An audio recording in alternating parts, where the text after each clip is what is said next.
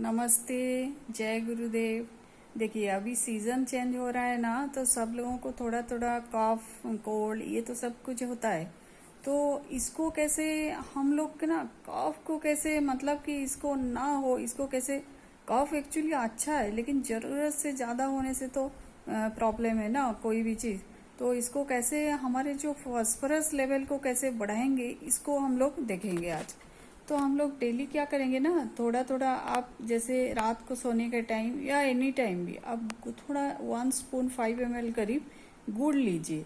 गुड़ लेके उसके बाद आप गुड़ खाइए और जैसे आप उसके साथ थोड़ा सा गर्म पानी पी लीजिए। ओके।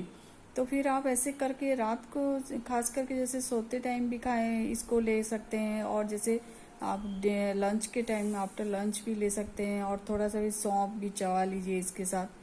तो रात को खाली गुड़ खाइए और जैसे दिन में जैसे गुड़ और सौंफ ले लीजिए तो डाइजेशन भी बढ़िया होता है। और जैसे फास्फोरस की कमी से ना हमको कफ होता है, तो आप गुड़ लेंगे ना, आपको फास्फोरस की और आयरन की कभी कमी नहीं होगी।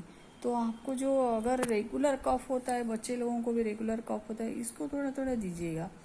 अगर इससे भी ठीक नहीं होता है ना, तो आप एक काम कीजिए, जो खजूर होता है, खजूर जो मार्केट में मिलता है खजूर, उसको चार पाँच पाँच ठो आप खजूर लीजिए और एक दो इलायची उसमें डालिए, एक दो लौंग डालिए और एक गिलास दूध में इसको पूरा उबाल उबाल के पूरा आधा कर लीजिए। ओके।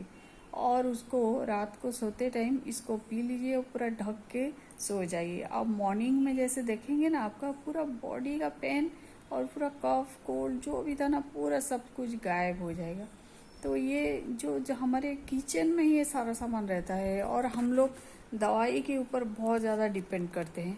तो हम लोग आज से ना मतलब कि जैसे किचन का जो सामान रहता है उसको कैसे हम लोग हमारे डिजीज़ में जैसे या प्रॉब्लम में जैसे यूज़ करेंगे उसको सीखेंगे। तो इसको करिए, ट्राई कीजिए और बताइए फिर आपको ये कैसा काम दिया। Okay, thank you.